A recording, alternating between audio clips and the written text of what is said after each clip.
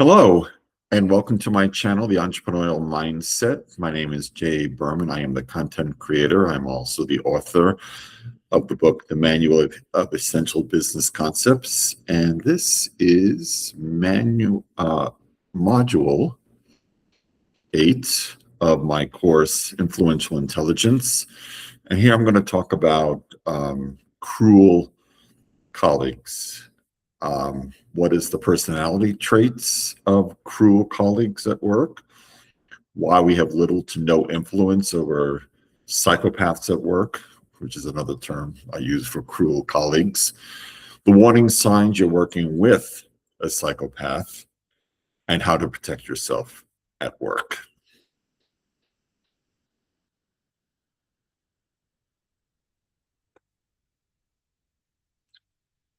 So why are cruel colleagues a danger to an organization, whether it's profit or nonprofit?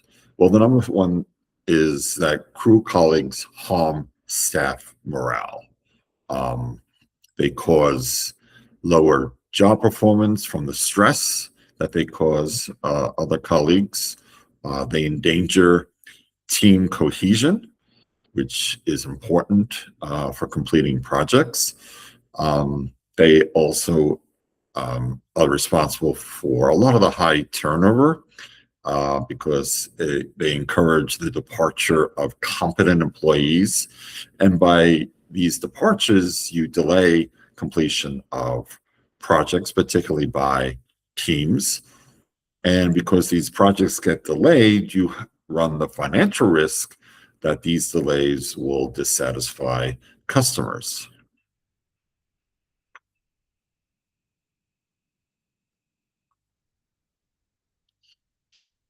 So when a cruel colleague look for in a new job, they don't like entry-level positions. They tend to want management positions. They seek leadership positions to hide their incompetence behind their control of hardworking, competent subordinates. They come across as the ideal manager in an interview because they've demonstrated the leadership skills to motivate people to achieve short-term goals. And they usually have a very impressive resume, education, and management experience.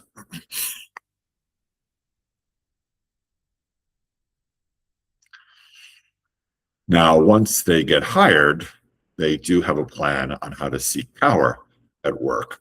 The first thing they do, a cruel colleague, they usually analyze the usefulness of colleagues and their bosses, their superiors. They tend to ally with competent colleagues because competent colleagues, they see them as helping them do their job. They tend to reject people who offer little in terms of power, resources, support, or even protection. They come off as the perfect friend. They have a highly polished image, and they become popular. And this popularity hides their cruel intentions and deceitfulness. They also boast of what I call a grandiose victimhood. In other words, they discuss phony hard luck stories to gain people's sympathies right away. So these are the new colleagues that come on board, and they offer to take you out to lunch because they see you as a competent ally. And the first thing they'll talk about is how miserable their life is. Maybe a divorce that went bad.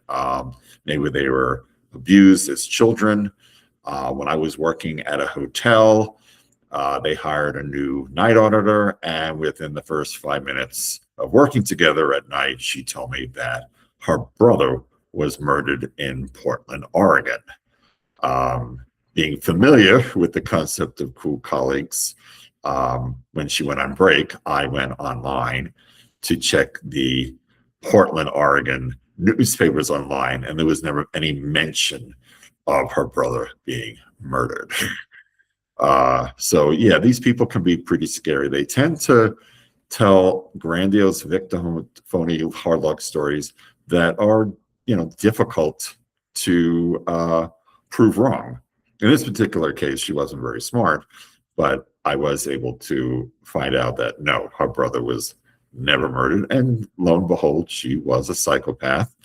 And she didn't last more than a couple of weeks because I insisted to my boss that she be fired. Because she was a complete incompetent. I was doing all of her work.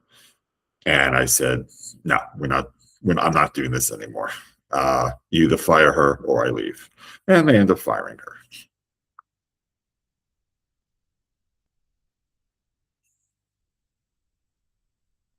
They also tend to try to develop psychopathic relationships with key executives. They exploit the vanities of narcissistic managers. They create conflicts as opportunities to destroy the careers of people they perceive to be their rivals and adversaries. They tend to abandon work relationships when they're no longer useful. They're highly competitive people. They resist collaborating with rivals and adversaries, and they are obsessed with obtaining secrets in order to eliminate rivals and adversaries to enhance power for further advancement.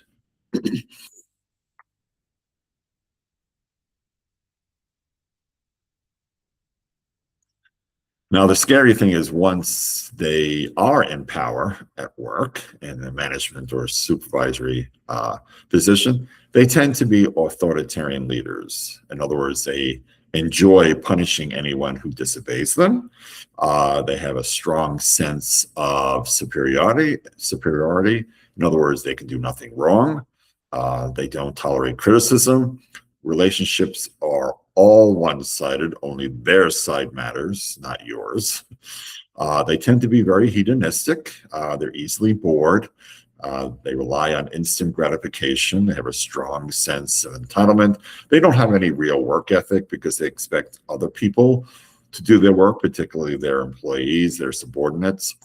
And they cover up their incompetence by coercing others to do their work for them.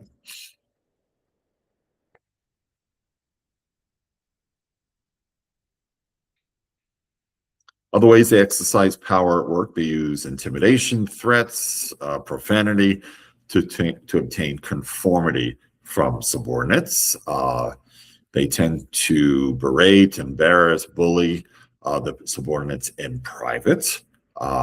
It's in a one-on-one situation. They blame others for mistakes, failures, and unkept promises. They have no empathy, no remorse, no sense of guilt or conscience, and they have a complete indifference to the truth. In other words, they enjoy lying.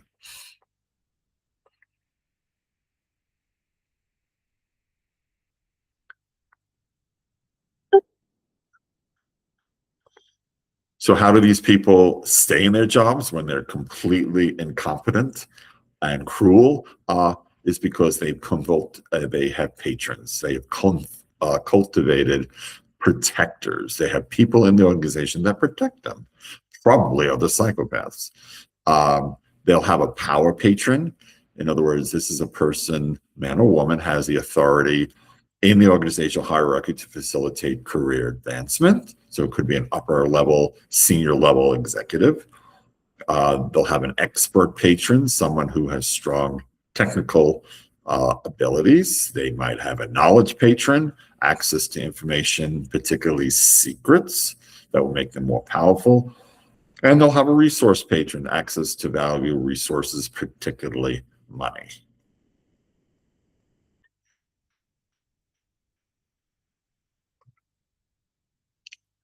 So what are some of the red flags that you as a fellow colleague should be aware of? Number one, a cruel colleague has an inability to participate in a team, and I'll explain why. They have an inability to share credit and information. As I mentioned earlier, they have a different treatment of colleagues and patrons based on how useful a colleague or a patron is. Again, mentioning, as I mentioned earlier, the inability to tell the truth and the inability to be modest, to be humble.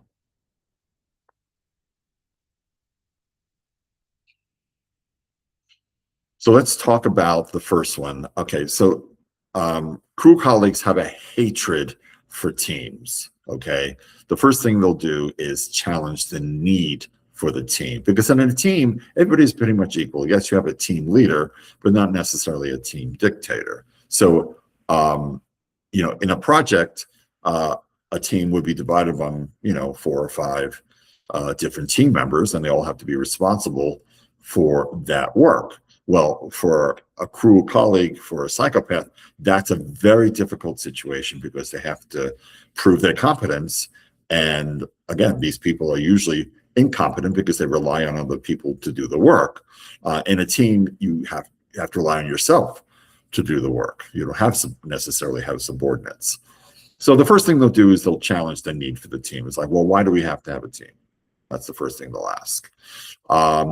They refuse to treat team members as peers, okay? Because if they don't think you're useful, you're not a peer. You're considered an inferior. They'll resist collaborating with team members they consider as rivals or adversaries. And most important part of being a team, of course, you get evaluated. So they tend to resist being evaluated by teammates because evaluations expose incompetence. What is an evaluation? What you're doing well and what you're not doing well.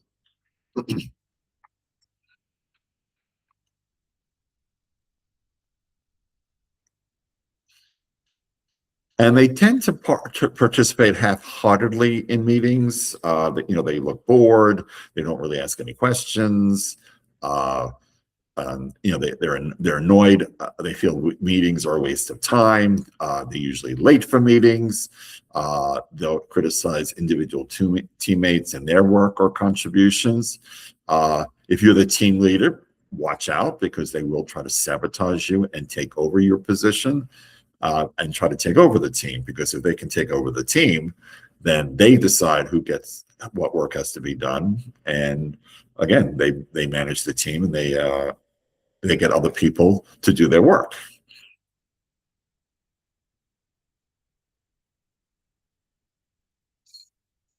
Red flag number 2, inability to share. So they tend to keep secrets from bosses and subordinates in order to enhance their power and importance, because it's very hard to get rid of somebody that is perceived to be important to an organization.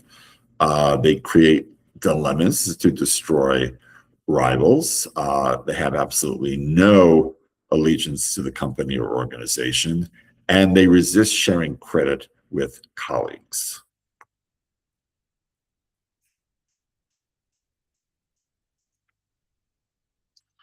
Red flag number 3, different treatment. So they tend to treat patrons respectfully, calmly, and loyally. They're very loyal to their patrons because their patrons protect them. They treat subordinates with anger, disdain, derision, embarrassment, as mentioned earlier. They show favoritism to useful, loyal colleagues and patrons, and they prey on the flaws, fears, kindness, and weaknesses of colleagues.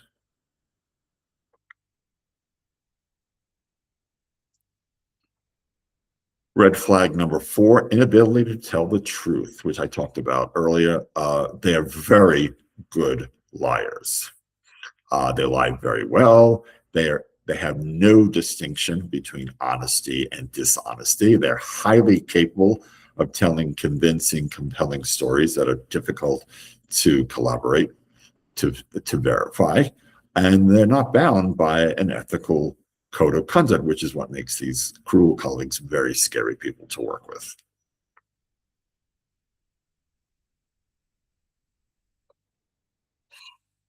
And then red flag number 5, inability to be modest, to be humble. They take credit for any success. They enjoy bragging about their accomplishments, which is really the accomplishments of other people. But if they're the boss and they're the manager, sure, they'll take credit for the accomplishments and successes of their subordinates, their employees. They package arrogance as self-confidence and leadership. They create a false evidence to justify blame. So they never take responsibility for their own mistakes. And they always seek opportunities to destroy the careers or professional standing of people they perceive to be their rivals, to be their threats.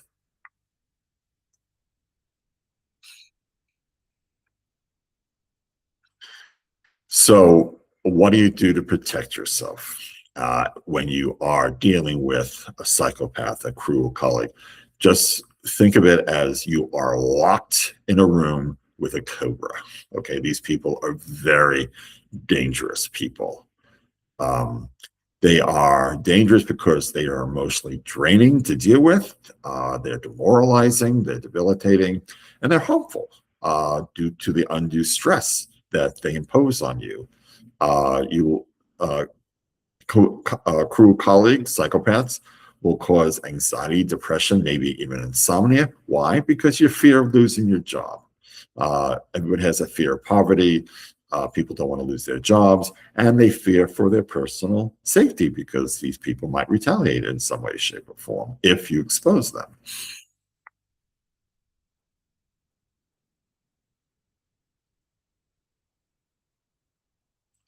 So I highly recommend that you learn as much about psychopaths as possible. I found this wonderful book called Snakes in Suits by Robert D. Hare. I highly recommend you read it. I make no compensation by recommending the book. The first thing you need to do is admit you will never undo the cruelty of a cruel colleague, of a psychopath. Never going to happen. They're never going to change, no matter what you do. No matter how nice they are, this whole concept of treat others as you want to be treated, they have no concept of that. Okay, you treat them with kindness, they're going to treat you with cruelty because they're going to take your kindness, as I mentioned earlier, as a sign of weakness, and they're going to exploit that kindness because they know that you're most likely not going to fight back. Yes, you are the victim, but don't play the victim. Be the rebel, be the renegade, be an advocate against cruelty at work, and direct your anger into a strategy of justice.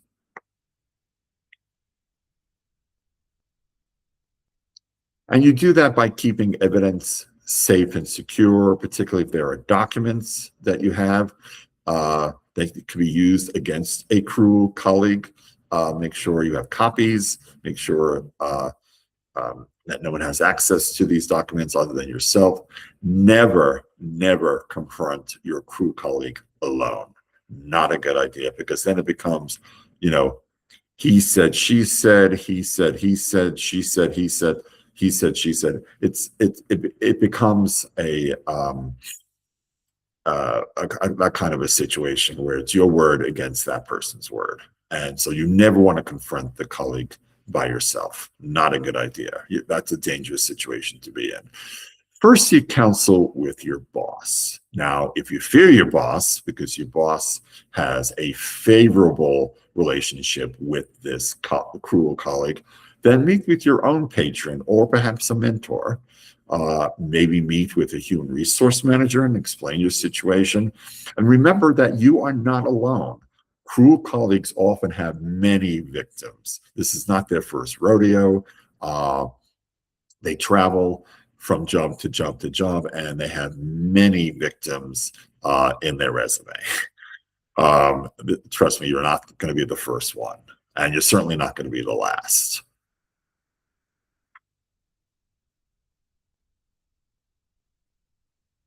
Now, hopefully your human resource department does have policies and procedures to handle complaints against cruel colleagues. Once you present your evidence, hopefully the people, the patrons, the cruel colleagues protectors abandon that cruel colleague, whoever, whether him or her, because they don't want to be associated with somebody who guilt by association. If if the crew colleague was committing something, particularly something illegal or unethical, they don't want to be associated with such a person. They'll quickly abandon that person. But a lot of times, they may not. Because they have such a strong relationship with this crew colleague, they consider them important. So if the complaint fails to dislodge the crew colleague, and dislodge meaning they get fired, then you have to consider a job transfer. Because just because there's nothing human resource can do, these patrons are too powerful. This is just the nature of organizational power. Transfer to another department, however, may not keep you safe because crew colleagues are very vindictive and they often have allies in other departments, particularly if they've been in an organization for a long time and have developed a reputation for power, for importance. And there's a good chance they probably have allies, friends in other departments who will make your life miserable when you do transfer your job.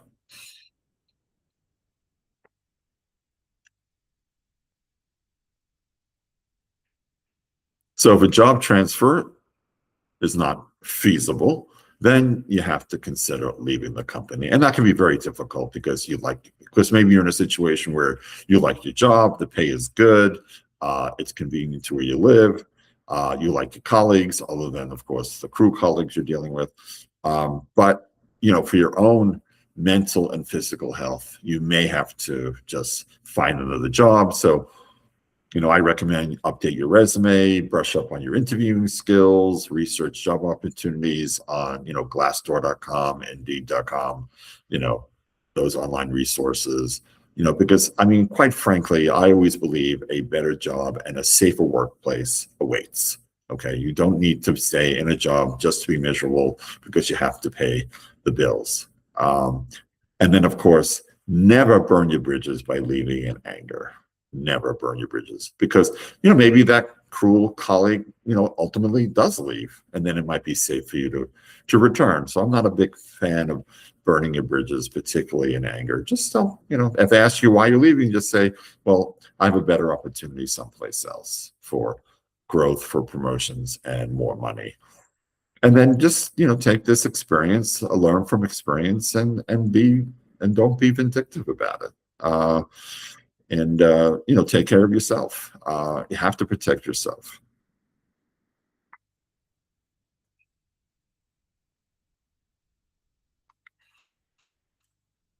That's all I have for today.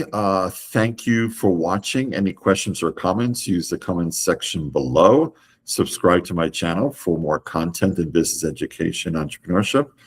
Take care and be good and be safe at work.